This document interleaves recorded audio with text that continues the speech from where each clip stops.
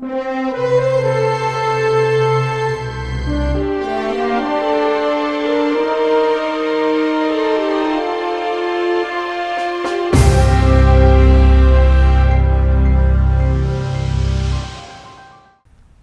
dia, meus amigos, meus irmãos.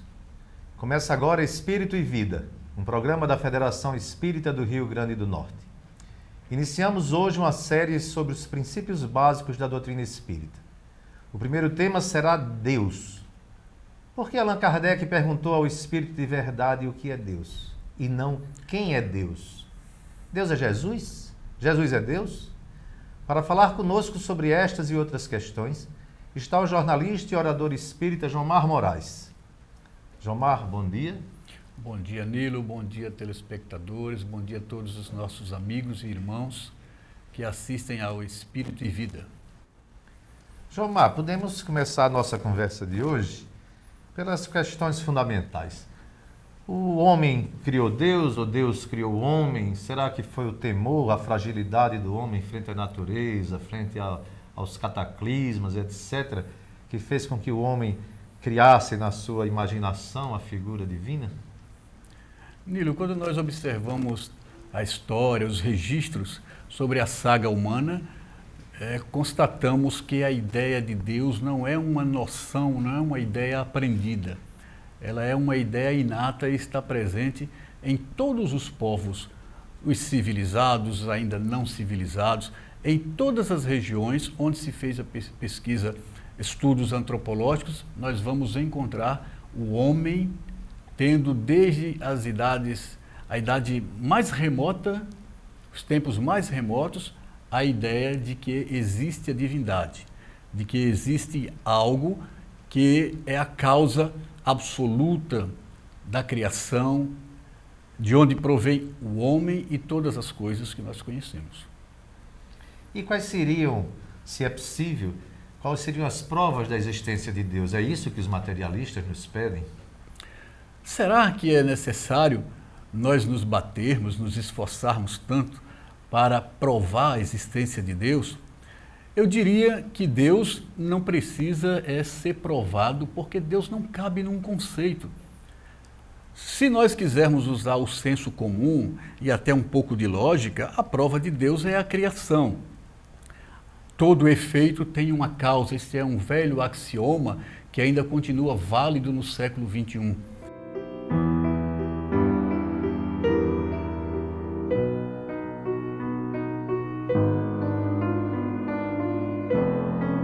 Então, se todo efeito tem uma causa, o universo há de ter uma causa.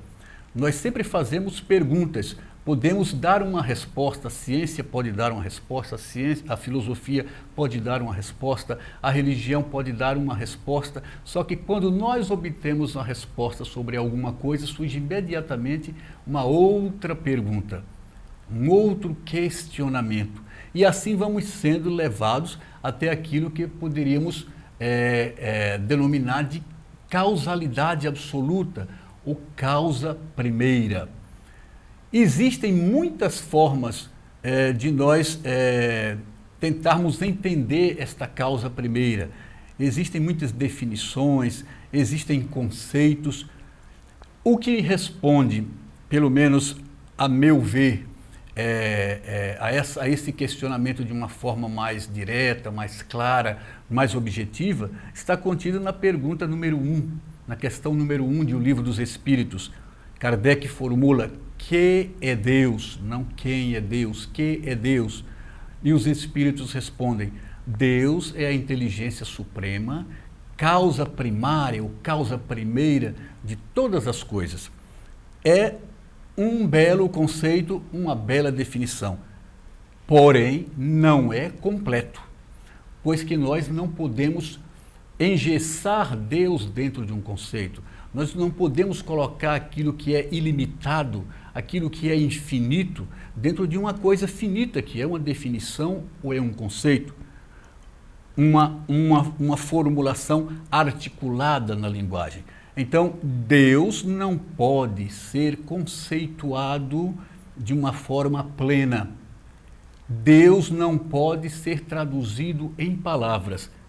porém Deus pode ser sentido, pode ser vivido. E é isso que ao longo dos séculos, ao longo dos evos, o homem tem feito. Esta ideia que é inata sobre Deus, esta noção de Deus, é o próprio homem sentindo Deus, pois que é em Deus que nós existimos e nos movemos, conforme afirmou o apóstolo Paulo no seu encontro com os filósofos gregos, no Areópago. E aí vem aquela questão que os materialistas também se fazem, uma questão fundamental. Se Deus existe e é bom, generoso e principalmente justo, como explicar, e o Espiritismo nos explica, as desigualdades sociais, as catástrofes, a fome, a miséria, as mutilações das crianças recém-nascidas?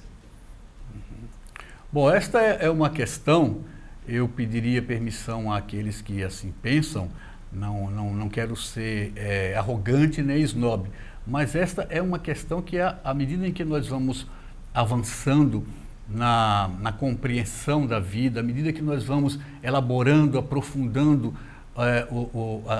as nossas elaborações filosóficas, essa questão vai se tornando infantil. Isso nos remete a uma questão sobre o que é o bem e o que é o mal. E a noção de bem e mal, ela é relativa. A noção do que é bom ou do que é nocivo, ela é uma coisa quando observamos uma circunstância, uma situação, um fato, num determinado momento e o observamos em outro. Quando focamos um ponto e quando focamos o conjunto. Em A Gênese, os Milagres e as Predições, o quinto livro, escrito por Allan Kardec, ele desenvolve um raciocínio muito profundo sobre o que é o bem e o mal. Quando nós nos fixamos num determinado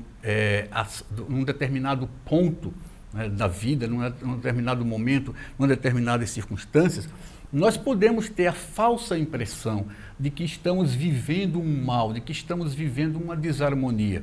Mas à medida que nos afastamos no tempo e no espaço e observamos aquele evento, passamos a entender quais são as conexões que ligam aquele evento ao conjunto da vida. E passamos a ter, então, uma compreensão mais clara e mais profunda das razões, digamos assim, do universo, da vida, que levaram as coisas a acontecerem daquela maneira. Ok? Ou seja, o mal não seria, então, aquilo que nós pensamos, ou pelo menos uma visão mais distanciada, uma visão de uma perspectiva mais ampla sobre o conjunto da existência, nos daria uma outra concepção. Sim, nós olhamos sempre essa questão do bem e do mal de uma forma particularista, na verdade de uma forma egóica. Né? Isso me atingiu e impediu que o meu desejo, que o meu capricho fosse satisfeito. Tudo aquilo que impede que o meu desejo, que o meu capricho seja satisfeito, eu considero um mal. No momento em que eu estou vivendo, a partir dos meus filtros mentais, levando em conta as aspirações do meu ser naquele momento. Mas eu próprio olho para o meu passado, você também, todos nós, e quando fazemos esta observação, mudamos as nossas opiniões sobre muita coisa que aconteceu, coisas que nós achávamos que era o bem, hoje consideramos um mal na nossa vida, eventos que nós considerávamos um mal passam a ser um bem, porque aí nós olhamos para o conjunto e percebemos que a nossa vida é um enredo, como disse o filósofo Schopenhauer certa vez, um enredo escrito por um escritor talentoso, por um autor talentoso. Todas as coisas vão se encadeando, costurando, e tudo vai dando muito certo. Ou seja, como diz a sabedoria popular, Deus vai escrevendo certo por linhas tortas.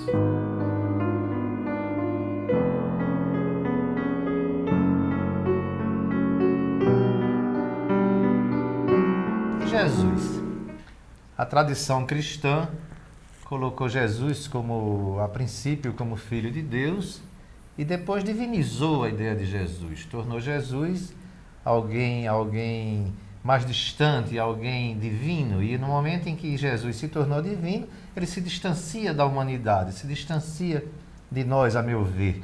O que é que seria Jesus? Qual o papel de Jesus nesse planejamento, digamos assim, universal? Nós estamos num programa espírita, vamos começar então a falar sobre isso a partir daquilo que o Livro dos Espíritos nos diz. Em O Livro dos Espíritos, Jesus é apresentado como o espírito mais perfeito que já passou pela Terra, um modelo dado por Deus aos espíritos que se encontram aqui na Terra, construindo a sua evolução espiritual.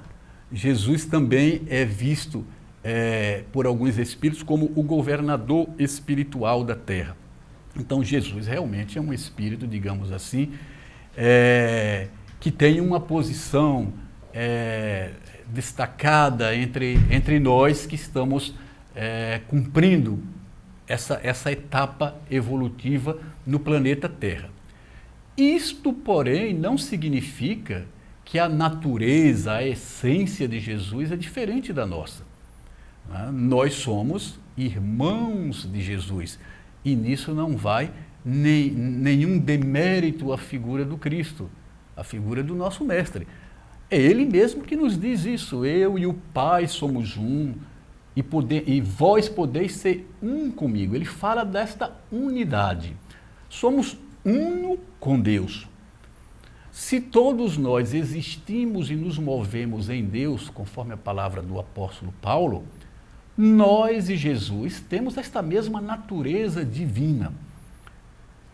Quando os espíritas fazem esta observação sobre a divindade de Jesus, não significa que nós estamos negando o que há divino em Jesus. Nós estamos negando esta segregação que o próprio Cristo jamais endossou. Jamais alimentou. Jamais alimentou. Jesus é divino e todos os filhos de Deus são divinos também. Toda a criação divina, toda a criação, todo o universo é uma expressão do amor de Deus. Que é Deus, poderíamos dizer também com o nosso arranjo de palavras, né? Uma aproximação para o entendimento do que é Deus. Que é Deus? Deus é o amor que tudo cria, tudo sustenta e tudo transforma. Que é Deus, respondeu o evangelista João na sua epístola, Deus é amor. E toda a criação, todo o universo é uma expressão desse amor. Toda a criação divina é expressão de Deus. Jesus, uma expressão luminosa de Deus. Você também, eu também. Os seres que estão abaixo do nível nominal também. Toda a criação fala de Deus e expressa a luz do amor divino, que é seiva da vida, que é fonte, que é a sustentação. Muito bem. Tenho certeza que vocês em casa gostaram da nossa abordagem, da nossa conversa, e que isso sirva de estímulo, isso sirva de impulso para que vocês se interessem, estudem, leiam, compareçam às reuniões e principalmente façam questionamentos íntimos, buscando Deus que existe dentro de cada um de nós. Agora vamos ao final do primeiro bloco e após o intervalo vamos exibir uma palestra com Divaldo Franco, que vai continuar a conversar sobre esse tema.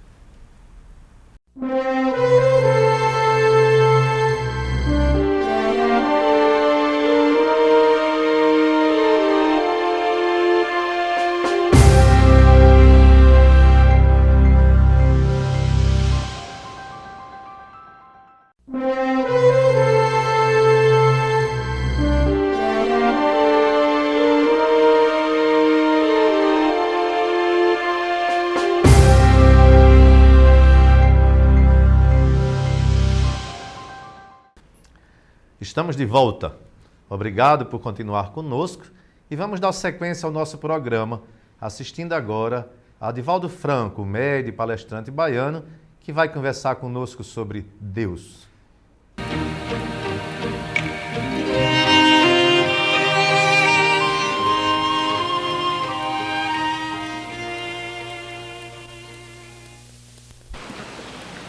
senhoras, senhores, jovens, queridos irmãos no ideal espírita, que nos abençoe Jesus, o amigo incondicional das nossas vidas. Deus é amor. Somente através do amor é que nós podemos entender Deus. Há 2 anos, eu estava no Rio de Janeiro e um grupo de professores da Universidade da Ilha do Fundão, alguns artistas e escritores, fizeram a seguinte pergunta: se nós elaborássemos questões de atualidade para que a doutrina espírita pudesse lançar uma nova luz, o senhor levaria isto aos espíritos? E eu adorei, com a permissão de Deus, eu faria. Eles elaboraram 220 questões de física quântica, de educação, de filosofia, de pedagogia, de direito comercial, de doutrina espírita, de arte, e um elenco de 14 ciências, e me ofereceram essas interrogações. Eu as levei ao conhecimento do Espírito Joana de Ângeles, a minha mentora espiritual, e ela convocou o Espírito Viana de Carvalho, que aqui esteve neste teatro no passado, entre 1910 e 1920, e aqui proferiu uma conferência sobre Espiritismo, para que ele respondesse aquelas questões. Ele, por sua vez, convidou 14 cientistas, artistas e estetas, e em 2 semanas, através da psicografia, foram respondidas aquelas questões, e lançado o livro A Atualidade do Pensamento Espírita. Esta divagação, porque nesta obra que psicografamos, estamos lançando nesta cidade, os Espíritos vieram dar-nos a visão científica de Deus, da causalidade do amor e a lógica dos fenômenos que perturbam a criatura humana. Vivemos uma hora de angústia, de perturbação e de violência, mas nunca tivemos tanto amor na Terra como hoje. Basta que nós olhemos os organismos internacionais, a ONU, a Unesco, a Organização Mundial de Saúde Mental, a Organização dos Direitos do Homem e da Mulher, das minorias, o Lions, a maçonaria, o Rotary, os amigos da cidade, mostrando que o amor é a alavanca que nos impulsiona na direção do progresso. Por essa e outras razões, Deus vive.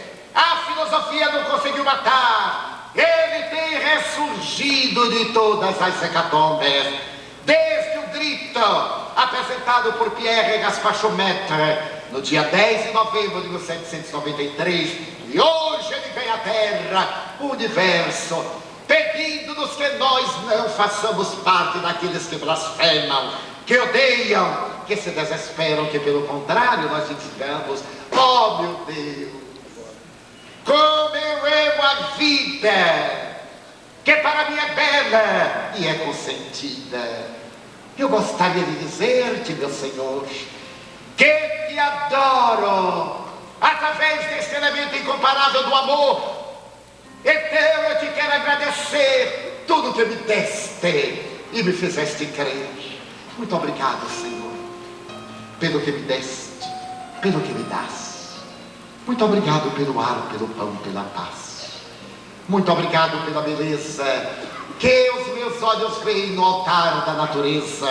Olhos que fitam o céu, a terra e o mar, que acompanham a ave ligeira que corre fagueira pelo céu de anil e se detém na terra verde salpicada de flores em tonalidades mil. Muito obrigado, Senhor, porque eu posso ver meu amor, mas diante da minha visão eu detecto os cegos que se debatem na escuridão, que choram na solidão, que andam na multidão. Por eles eu oro e a ti eu imploro comiseração, porque eu sei que depois desta lida na outra vida eles também enxergarão. Muito obrigado pelos ouvidos meus, que me foram dados por Deus, ouvidos que ouvem, a música do povo que desce do morro na praça a cantar, a melodia dos imortais que a gente ouve uma vez e não esquece nunca mais, a voz melodiosa, canora melancólica do boiadeiro e a dor que geme e que chora no coração do mundo inteiro. Pela minha faculdade de ouvir, pelos surdos eu te quero pedir. Eu sei que depois desta dor no teu reino de amor, eles voltaram a ouvir.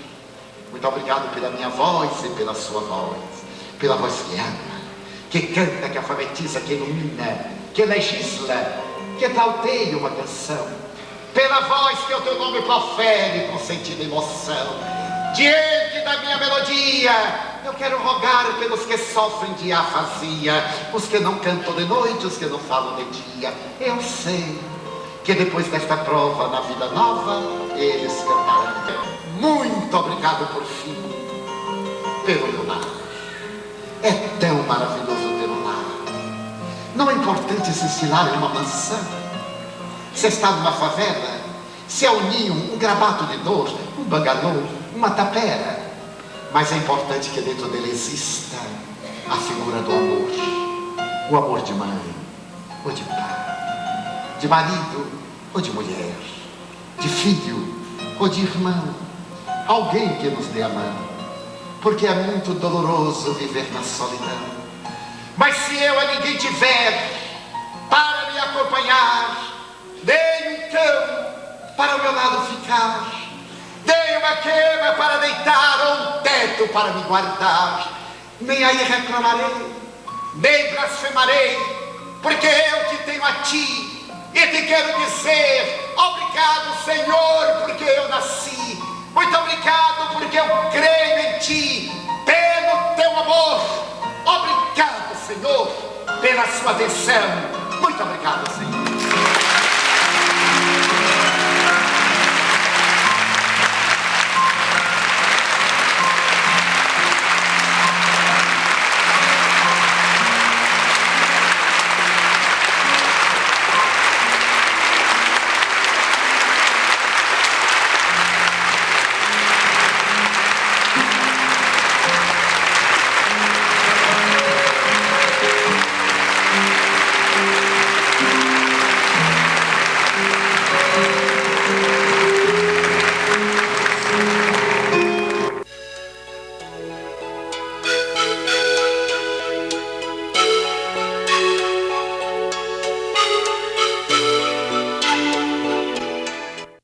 Chegamos ao fim do programa Espírito e Vida, um programa da Federação Espírita do Rio Grande do Norte. Agradecemos a sua sintonia e contamos com a sua presença na próxima semana. Um bom fim de semana para todos e muita paz.